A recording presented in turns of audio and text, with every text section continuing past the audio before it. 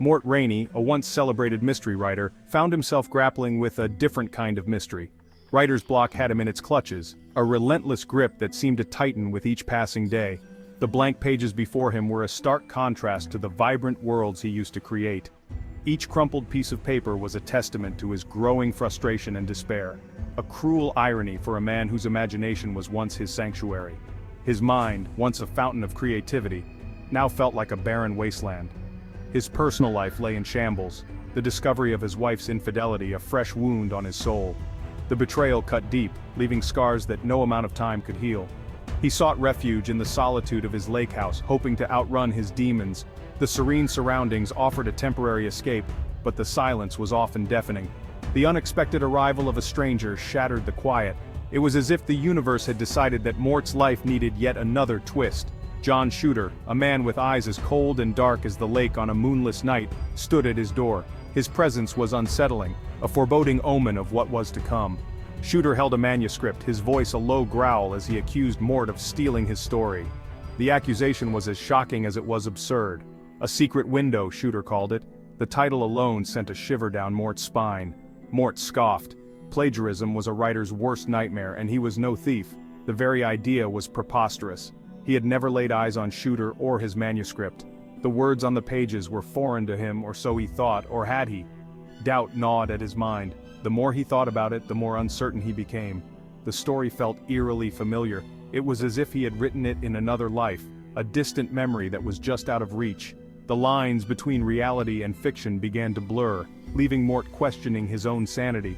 He paced the room, trying to piece together the fragments of his memory. Old photographs and mementos offered no clues, only serving to deepen the mystery. His old typewriter, once a trusted companion, now seemed like a relic from a past life. He ran his fingers over the keys, hoping for some spark of inspiration, some hint of the truth. Staring at his reflection in the mirror, Mort saw a man haunted by his past, a man on the brink of losing everything. The accusation had shaken him to his core, leaving him to wonder if he could ever reclaim his former self. Determined to uncover the truth, Mort knew he had to confront his demons head-on. The journey ahead would be fraught with challenges, but he was ready to face them, one page at a time. The betrayal cut deep. It was a wound that seemed to fester with every passing moment, a pain that gnawed at the very core of his being. Mort discovered Amy's infidelity in the most banal of ways, a misplaced earring, a tiny object that shattered his world. Then there was the lingering scent of unfamiliar cologne, a scent that didn't belong in their home. The confrontation that followed was explosive, filled with accusations and denials. The pain was raw and consuming, a fire that burned through every fiber of his being. It was as if the very air had turned to ash in his lungs. His safe haven, their shared life, turned into a battleground. The home they had built together was now a place of shattered dreams and broken promises. Escape was the only option. He couldn't stay in the place that had become a prison of memories. He needed to get away, to find a place where he could breathe again. The lake house, with its memories of quieter times, beckoned. It was a place where he had always found peace, a sanctuary away from the chaos of the world. Nestled amidst towering pines and overlooking the serene lake, it had always been his sanctuary. The gentle lapping of the water against the shore was a lullaby that soothed his troubled mind. Here he could lose himself in the quiet solitude, seeking solace in the company of his faithful dog, Gus. Gus had been with him through thick and thin, a loyal companion who never judged, only loved. He hoped the tranquility would unblock the dam that had settled in his mind. The stillness of the lake, the rustling of the leaves, it all seemed to whisper promises of healing and clarity. He needed to write, to disappear into the labyrinth of a new story. Writing had always been his escape, a way to process the chaos of his emotions and make sense of the world. But the betrayal clung to him, a shadow he couldn't outrun. No matter how far he went, it was always there, lurking in the corners of his mind, a constant reminder of the trust that had been broken. John Shooter. The name echoed the report of a shotgun, harsh and final. His presence was an unwelcome intrusion, his accusation a venomous seed planted in Mort's already troubled mind. Mort denied the plagiarism charges vehemently. He had never even heard of John Shooter, let alone stolen his work. Yet, Shooter was unnervingly persistent. He returned day after day, his accusations escalating, his demeanor growing more menacing. He seemed to know Mort's routine, appearing at the most unexpected moments, a specter haunting his waking hours. Mort tried to reason with him to prove the absurdity of his claims, but Shooter was unyielding, his belief in Mort's guilt unshakable. The encounters left Mort shaken, the line between reality and paranoia blurring with each passing day. Shooter had shown Mort the manuscript, the faded ink on yellowed paper, the story titled in a shaky hand. A secret window, a secret garden. The words, the plot, were unnervingly similar to Mort's own short story published years ago. The similarities were too close to be coincidental. Had he subconsciously absorbed the story somewhere? Had he dreamt it, lived it, and then written it down as his own? The doubt ate at him, a gnawing fear that chipped away at his sanity. His own memory felt unreliable, the line between reality and fiction blurring into a dizzying haze. He searched his memory, desperate to find a logical explanation, a thread that would lead him back to sanity. But the harder he searched, the more elusive the truth became. The peace of the lake house was shattered. It began with Gus, his loyal companion, found dead by the lake. Then Ted, the private investigator Mort hired to look into Shooter, turned up dead as well. A chill settled over Mort, a creeping sense of dread he couldn't shake off. The local sheriff, a weary man named Newsom, started investigating the deaths. Mort tried to explain about Shooter, the plagiarism accusations, the escalating tension. But the words sounded hollow even to his own ears. Newsom found no evidence of Shooter, no trace of his existence beyond Mort's claims. The murders, brutal and unexplained, painted a grim picture.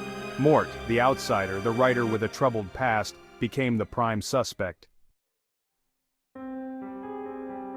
Section 6. Doubting reality. The line blurred further. Was Shooter real or a figment of his imagination, a manifestation of his guilt? The manuscript, the murders, the lack of evidence, it all pointed to a terrifying possibility. Sleep offered no escape, his dreams haunted by Shooter's menacing grin and accusing eyes. He was trapped in a waking nightmare, unable to discern reality from the hallucinations that plagued him. The isolation of the lake house, once a comfort, became a prison of his own making. The walls seemed to close in, the silence filled with whispers of his own unraveling mind.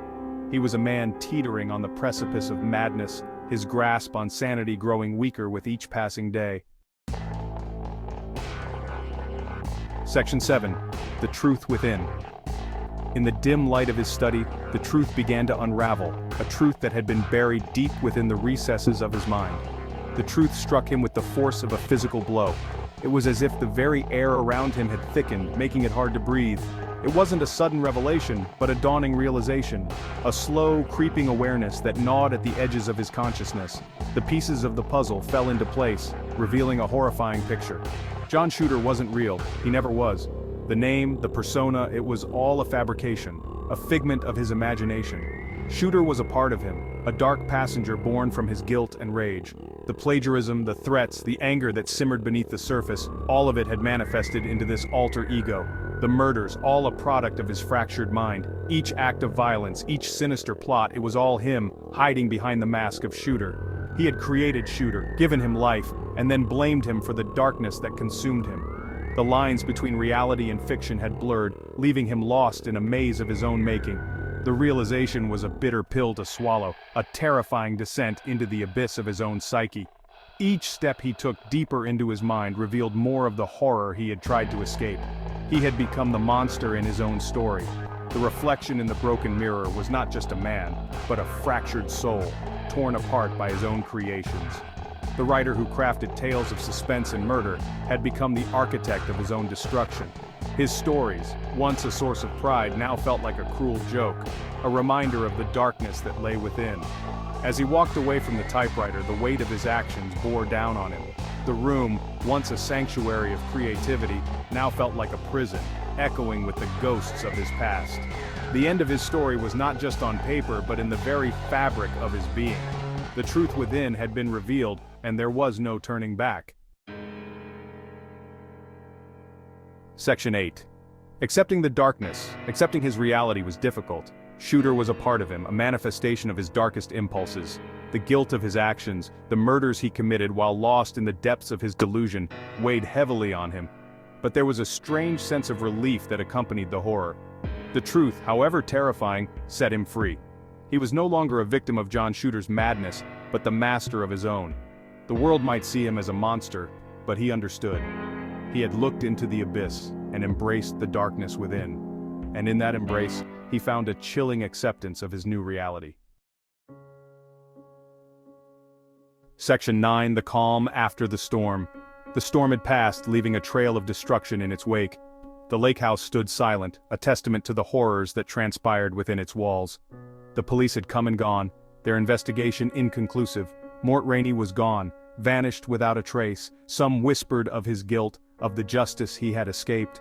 Others, haunted by the chilling details of the case, believed he had finally succumbed to the darkness that had consumed him. But in the quiet corners of the town, a legend lived on. A story of a writer haunted by his own creation, a tale whispered with a mix of fear and fascination. The story of Mort Rainey, the man who wrote his own terrifying ending.